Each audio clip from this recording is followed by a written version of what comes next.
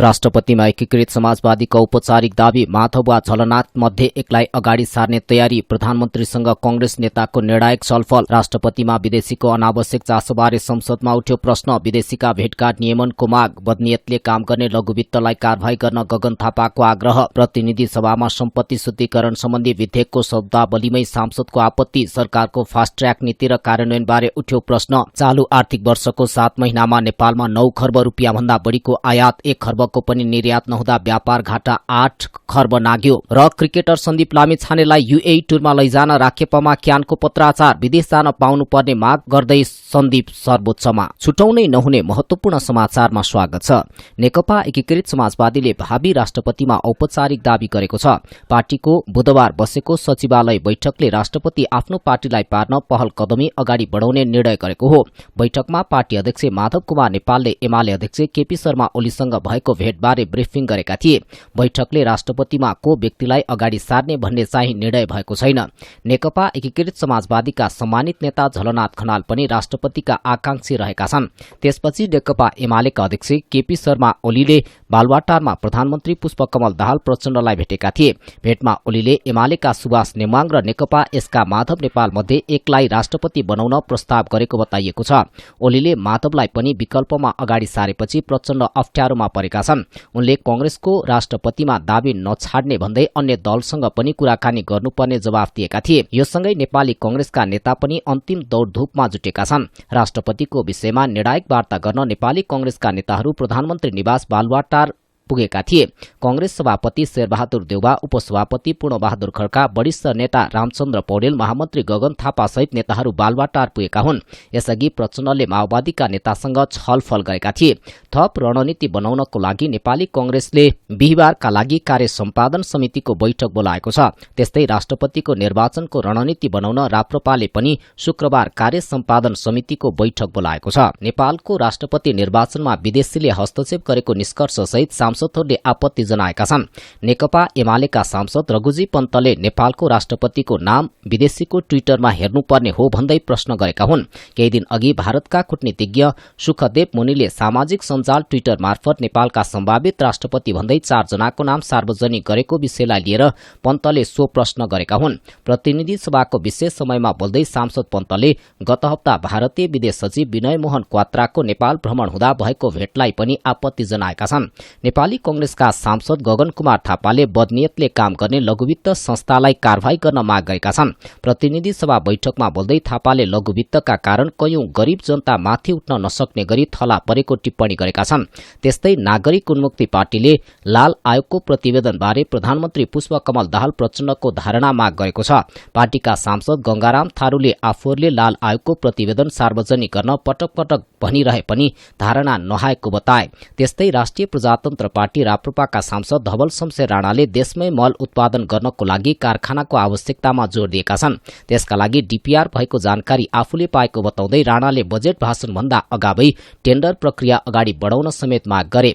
त्यस्तै नेकपा एकीकृत समाजवादीका सांसद प्रकाश ज्वालाले यो देशमा अझै पनि राजतन्त्र छ भन्दै प्रश्न गरेका छन्। पूर्व राजाले प्रजातन्त्र दिवसका अवसरमा जारी गरेको वक्तव्यमा श्री 5 उल्लेख गरिएको भन्दै गम्भीर ध्यानाकर्षण भएको उनको भनाइ छ।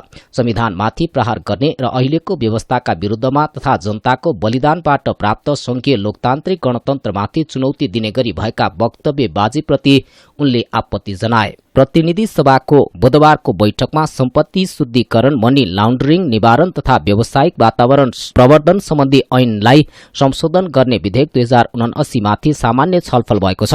कानून, न्याय तथा संसदीय मामिला मन्त्री ध्रुव बहादुर प्रधानले पेश गरेको प्रस्तावमा बोल्ने सांसदहरूले विधेयकको नाममै आपत्ति जनाएका हुन्। उनीहरूले सम्पत्ति शुद्धिकरणसँगै निवारण पनि जोडिएको प्रति आपत्ति जनाएका छन्। नेपाली कांग्रेसका सांसद अर्जुन नरसिंह केसीले सम्पत्ति शुद्धिकरण र निवारणसँगै जोडिएकोले फरक अर्थ लाग्न गएकोले सच्याउन माग गरे। केसीले उठाएको विषयमा नेकपा एकीकृत समाजवादीका सांसद प्रकाश ज्वालाले पनि समर्थन गरेका छन्। राष्ट्रिय स्वतन्त्र पार्टीकी सांसद सुमना श्रेष्ठले सम्पत्ति शुद्धिकरण निवारण जस्तो विषयलाई सांसदले हलुका का साथ लिएको बताइन्। 3 हप्ताभन्दा कम अध्ययनको समय र 72 घण्टा संशोधनको समय यस विधेयकका लागि पर्याप्त छ भन्दै प्रश्न समेत गरेकी छन्। सम्पत्ति शुद्धिकरणको ग्रीन लिस्टमा नेपाल सन् 2010 देखि 2014 को बीचमा समेत परेको उल्लेख गर्दै उनले त्यसपछि आराम गरेर बसेको र फेरि ग्रीन लिस्टमा पर्ने डर भएपछि हतारमा विधेयक ल्याइएको बताएकी हुन्। त्यस्तै नेपाली कांग्रेसका सांसद प्रदीप पौडेलले पनि विदेशीलाई देखाउन र कालो सूचीबाट पार पाउनको लागि मात्र गर्न खोजिएको हो कि भ्रष्टाचार अन्त्यको विषय पनि जोडिएको छ भन्दै प्रश्न गरेका छन्। आगामी फागुन 25 गते हुने राष्ट्रपति निर्वाचनको सरगर्मी शुरू भएको छ। निर्वाचन आयोगले राष्ट्रपति तथा उपराष्ट्रपति निर्वाचन अधिकृतको कार्यालयले बुधबार 881 जनाको मतदाता नामावली सार्वजनिक गरिसकेको छ। राष्ट्रपति निर्वाचनमा संघीय संसदका 331 र प्रदेशसभाका 550 जनाको नाम समावेश रहेको छ। मतदाता नामावलीमा फरार सांसद लक्ष्मी चौधरी कोइरीको नाम पनि समावेश छ। उनी निलम्बनमा नपरेका कारण उनको नाम मतदाता नामावलीमा समावेश भएको आयोगको भनाइ छ। मतदाता नामावलीका सम्बन्धमा दावी विरोध र उजुरी गर्ने समय शुरू भएको र उजुरी भएको खण्डमा त्यस उप छलफल हुने आयोगले जनाएको छ। राष्ट्रपतिको निर्वाचन सम्बन्धी व्यवस्था नेपालको संविधानको धारा 62 मा गरिएको छ।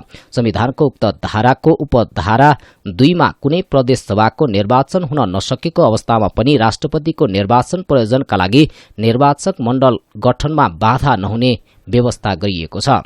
स्थानीय तहका उम्मेद्वारको जरिवाना माफी गर्ने निर्णय विरुद्ध सर्वोच्च अदालतमा रिट दर्ता भएको छ।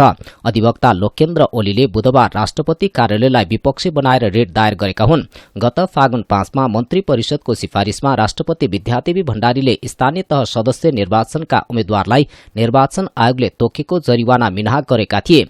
अधिवक्ता ओलीले रिटको सुनवाई फागुन 12 गतेलाई तोकिएको जानकारी दिए।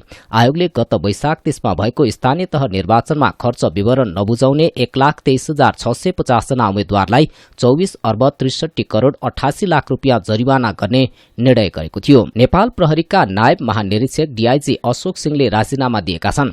उमेर झुक्क्याएर सेवामा बहाल रहेको खुलेपछि उनले बुधबार प्रहरी प्रधान कार्यालयको कर्मचारी प्रशासन शाखामा पुगेर राजीनामा दिएका हुन्। सिंह हाल सुदूरपश्चिम प्रदेश प्रहरी प्रमुखका रूपमा कार्यरत रहेका थिए। सिंहको नागरिकता र प्रहरी सीट रोलमा रहेको उमेर फरक भेटिएको छ। 2051 चैत 5 मा प्रहरी निरीक्षकबाट सेवा प्रवेश गरेका सिंह नागरिकता विवाद नआएको अवस्थामा 2081 साल चैत 5 सम्म प्रहरी सेवामा रहने थिए। उनका ब्याजी मध्येबाट आगामी चैत 11 पछि नेतृत्वमा जान लागेको अवस्थामा यसअघि नै नागरिकता विवादमा मुछिएपछि राजीनामा दिन बाध्य भएका हुन्। सुदूरपश्चिम प्रदेशको पहाड़ी जिल्लामा ठूलो भूकम्पको धक्का महसुस भएको छ। बुधबार दिउँसो 1:45 बाजुराको विछ्या आसपास केन्द्रबिन्दु भएर 5.2 म्याग्निच्युडको भूकम्प गएको भूकम्प मापन केन्द्र सुर्खेतले जनाएको छ। यसअघि माघ 10 गते बाजुरामै केन्द्रबिन्दु भएर गएको 5.9 म्याग्निच्युडको भूकम्पमा परि 1 जनाको मृत्यु भएको थियो। गत साउन यता 7 महिनामा नेपालमा 9 खर्ब रुपियाँ भन्दा बढ़ीको आयात भएको छ।